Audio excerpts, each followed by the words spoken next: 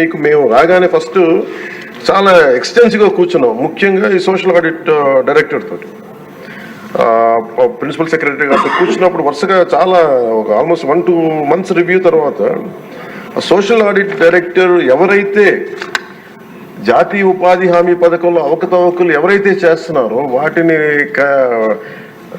జరగకుండా నిలువరించాల్సిన వ్యక్తి అతనే అవినీతికి పాల్పడ్డాడు అధ్యక్షుడు. అందుకని వెంటనే అతన్ని తీసి పక్కన పెట్టేసి, అవి కాకుండా మేము తీసుకున్న ఇమ్మీడియట్ చర్యలు ఏంటంటే అధ్యక్ష, ఒకటి మేము ఈ social audit, vigilance cell, quality control 3 కొత్త వాళ్ళని పెట్టాం అధ్యక్ష. కొంచెం ఎఫెక్టివ్ పీపుల్ని పెట్టాం. ఇప్పుడు ఉదాహరణకి సోషల్ ఆడిట్ని ఒక 2 months బ్యాక్ పెట్టాం, చాలా మందిని సార్ట్అవుట్ చేసి వన్ హూ ఇస్ కేపబుల్ అలాంటి వ్యక్తిని పెట్టాం అధ్యక్ష. అలాగే విజిలెన్స్ సెల్కి చీఫ్ విజిలెన్స్ ఆఫీసర్ని పెట్టాం, 5 months అయింది. అలాగే headed by chief quality control engineer పెట్టాం అధ్యక్ష, సీనియర్ మన రిటైర్డ్ ఇంజనీర్ ఒకరిని పెట్టాం.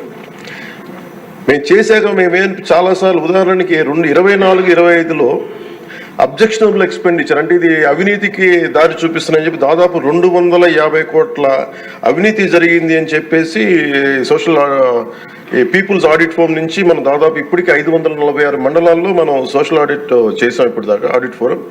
ఇంకొక మిగతా మండలాలు 665లో 546 చేసాం అధ్యక్ష. మార్చి 31కి అయిపోతుంది.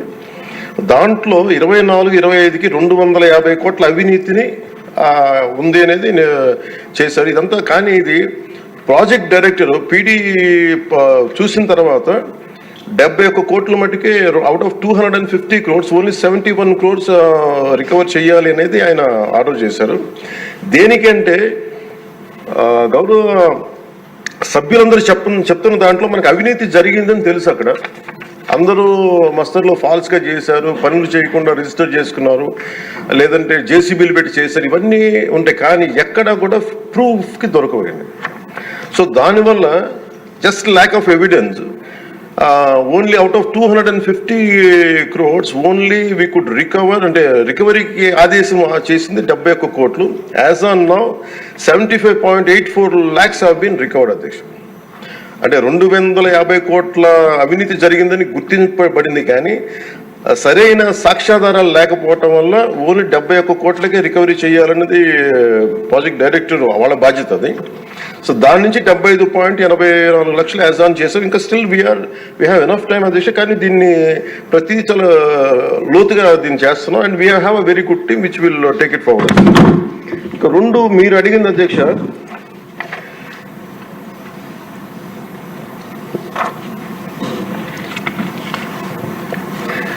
ఇందాక మన పార్థసారథి గారు అడిగింది మినిమం వేజ్ పెంచాలి ఇదనంటే, wage rate revision central government కింద ఇప్పుడు 25-26కి ఎంత పెంచాలి అనేది as on for minimum wage 300 రూపాయలు అధ్యక్ష. 24-25 మనం అందరూ గుర్తుపెట్టుకోవాల్సింది, గౌరవ సభ్యులు కూడా, ఇది సెంట్రల్ గవర్నమెంట్ ఇచ్చేది కానీ ఇది మనం రాష్ట్ర ప్రభుత్వం నుంచి వచ్చేది కాదు. అందువల్ల వేజ్ కాంపౌండ్ మనం డిసైడ్ చేయం అధ్యక్ష ఇది.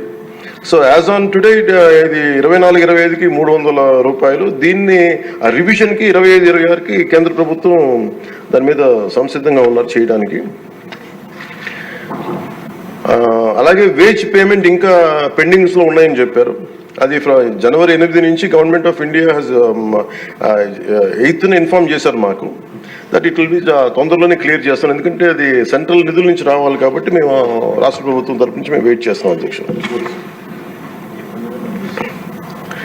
అలాగే మన లోకం మాధవ్ గారు, మన గౌరవ శాసనసభ్యులు జేఎస్పీ వారు అడిగిన దానికి ఏంటంటే, ప్రత్యేకించి ఇలా అవకతవకలు జరుగుతుంది, దీని గురించి మనం ఏం చేస్తున్నాం అంటానికి we have created a wage monitoring cell అధ్యక్ష for increasing average wage rate. Accordingly we will take it forward అధ్యక్ష. అలాగే మీరు అడిగిన దానికి అధ్యక్ష, జిల్లాని ఒక యూనిట్గా చేయమన్నారు అధ్యక్ష. అది అసలు బేసిక్గా మీరు అడిగిన దానికి ఎంతమంది అంటే అక్కడ ఉన్న ఎంతమంది లేబర్ ఉన్నారనే దాని మీద ఉంటుంది అధ్యక్ష. అంటే ఎక్కడ ఎక్కువ పని దినాలు అవసరం, ఎక్కడ లేబర్కి ఎక్కువ పని, దాని మీద బేస్ అయింది తప్ప వేరేలా కాదు అధ్యక్ష. సో మాకు ఉన్నదానికి ఏంటంటే గవర్నమెంట్ ఆఫ్ ఇండియా మన ఏ పేపర్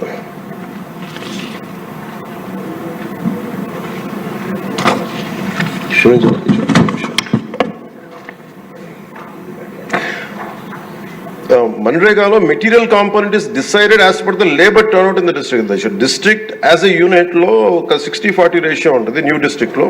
సో దాన్ని మేము ఒకసారి చూసి మీకు తెలియజేస్తాం అధ్యక్ష. ఖచ్చితంగా we will take it into consideration when we go to Delhi also will take it forward what are the honourable members raise the question they have raised.